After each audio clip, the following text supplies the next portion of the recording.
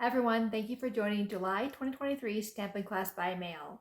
I'm Brenda Cardinal of stampintulip.stampinup.net. I've teamed up with Gina Wieselman, a fellow demonstrator and team member of mine, to offer these monthly classes by mail. This month, it's Gina's turn to show you how to stamp and assemble your cards, and next month, it'll be my turn. Here's Gina with the final of the 3 card designs. Make sure to check the links in the video description for the other 2 videos. Have fun making your last card. Thanks, Brenda. I'm Gina Wieselman of MySweetPaper.com, and I can't wait to show you how to stamp and assemble your cards using the Bright and Beautiful suite by Stampin' Up. This suite can be found in Stampin' Up's 2022 to 2023 annual catalog.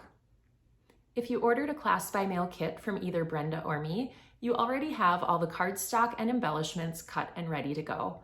Just pull out the stamp set, ink pads, and other supply items shown here. To place a Stampin' Up! Order and qualify for our current promotions, also make sure to use the host code that's included in the video description. Click subscribe on this YouTube channel so you don't miss any of our upcoming videos, and please reach out to Brenda or me if you need any supplies or would like to learn more about becoming a Stampin' Up! Demonstrator or hosting an event. Let's get started. This is our double-decker pop-out fun fold design. If you ordered a class by mail, go ahead and pull out all of the parts and pieces that you see here. If you didn't order a class by mail kit and are curious about the exact measurements of all of these pieces, go ahead and sign up for one of our email lists by following the link in the video description. That will give you access to all of our exclusive content. Now, before we start our stamping and assembly, I want to just show you how this card works. So when you open it up, this piece pops out, so you have kind of 2 layers, hence the double decker. But the beautiful thing is it lays completely flat for going in an envelope, and it lays flat so that you can write on it without having too many issues.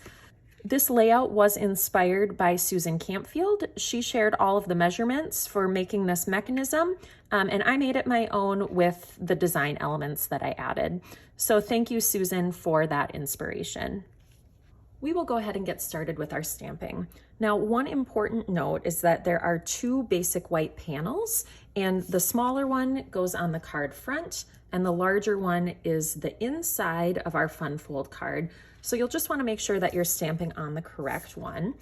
So we'll start with the inside, and we'll be using our Blueberry Bushel ink. So for the inside, I'm just going to use the greeting Happy Birthday. And I'll position that toward the top so that I can write who it's for and also still have room for my little personalized greeting at the bottom. I'll set that aside, and then for the front of the card, we'll add, I think it's time for a celebration, and that we're going to put at the top of this panel. And then for stamping the balloons, I'm going to bring back my Stampin' Pierce mat. And I'm actually going to start with my lemon lime twist balloon first. So I'll ink that up. And I'm starting with this one just because it's larger, so I feel like the placement is more critical. So I'll put that there. And you know, as I'm looking at it, I see I could have gone a little higher with that one, but that is totally fine. And then I'll do the Blueberry Bushel, the smaller one. And I will add both of the balloon strings using the Blueberry Bushel. I'm going to, while I have this out, go ahead and pull out my envelope as well. And I am going to do, maybe I'll do the lemon lime twist, the larger balloon on here, and then add a string. Okay, that is all of our stamping. Now for assembly, we have our card base here, and we are going to go ahead and just get a sense of how the fold works. So we'll fold it in half along the score line and use our bone folder for a nice crisp fold. And then this piece actually just folds back on itself, so it creates kind of a Z-fold look. With this folded, I am going to bring out my lemon lime twist piece and put that on the back panel first. And this piece was embossed using our Cane Weave 3D embossing folder. And I really liked how this looked, just to give it a nice texture and dimension. And because this is pretty heavily embossed, I'm going to be very generous with my adhesive, just so that it doesn't start to peel up at the sides. So I'll center that on the back panel. Okay. Next, I'm going to add the Designer Series paper to the front. Now, this pack of Designer Series paper is absolutely beautiful. So I couldn't decide on just one pattern. It looked good with so many different ones. So there's a chance that you got this diagonal design in your kit, or possibly this one that's kind of like a herringbone.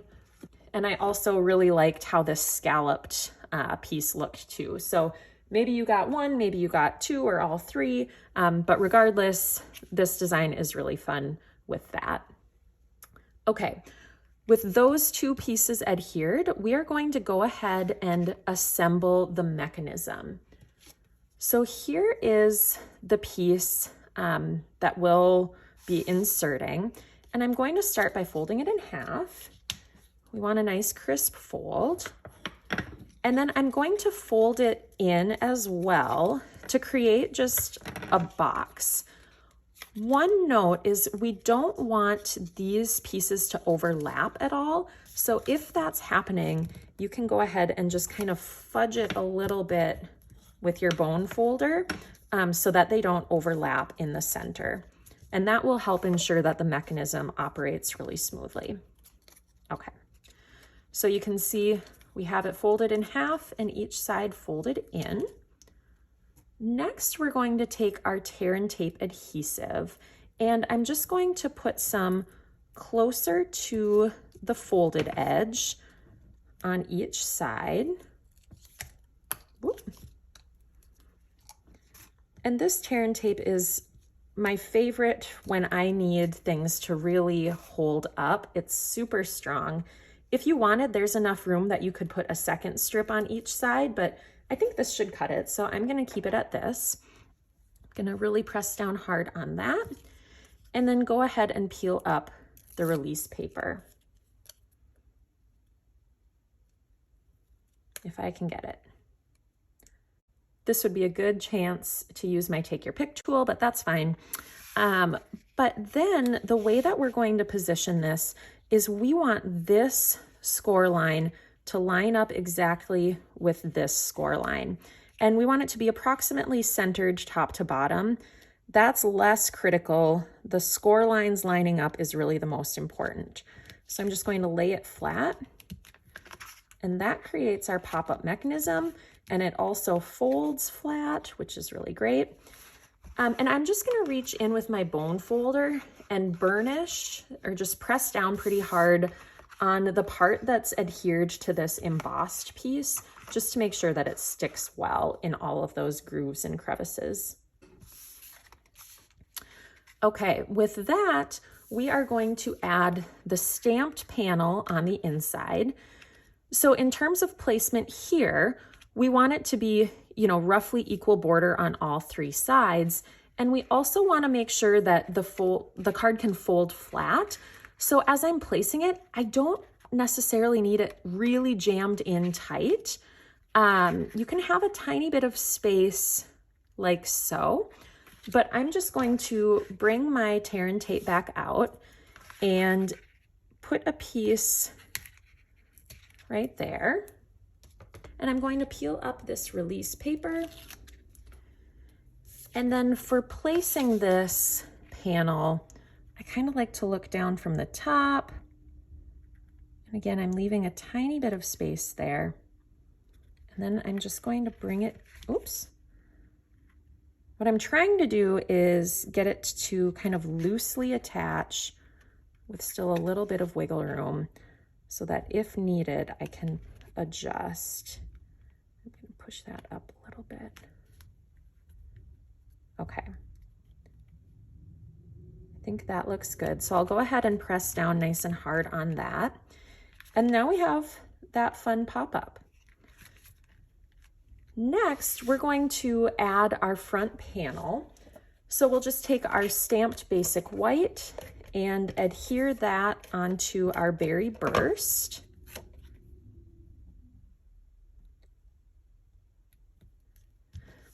And most important thing with this is we don't want adhesive on all of this panel or you will seal your card shut.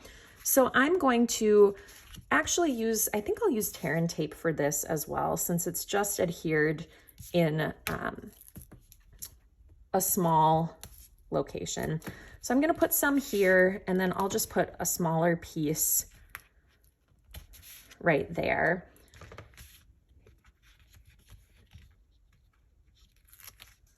And peel up this release paper. And to get this double-decker look here, we are just going to go for equal borders of white on the 3 sides that we see.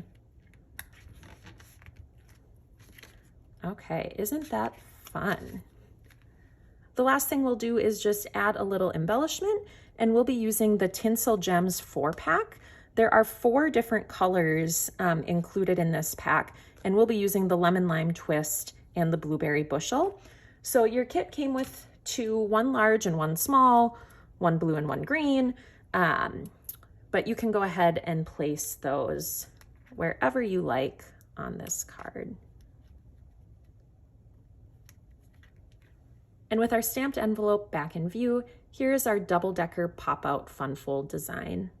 Thank you for participating in this month's Stampin' Class by Mail, and here's Brenda with a few more things for you. Thanks, Gina. Love those cards. Make sure to check out the links in the video description for a few key things. Access to the other 2 videos demonstrating this month's cards, a link to sign up for one of our email lists to receive a supply list and measurements for this month's cards, access to a special Pinterest board we curated with even more fun ways you might use this month's supplies, and a sneak peek of August 2023 card designs featuring the Earth and Elegance suite from Stampin' Up's 2023-2024 annual catalog. Thanks for participating in this month's Stampin' Class by Mail, and don't forget to subscribe to this YouTube channel so you don't miss any of our upcoming videos. Until next month, happy stamping!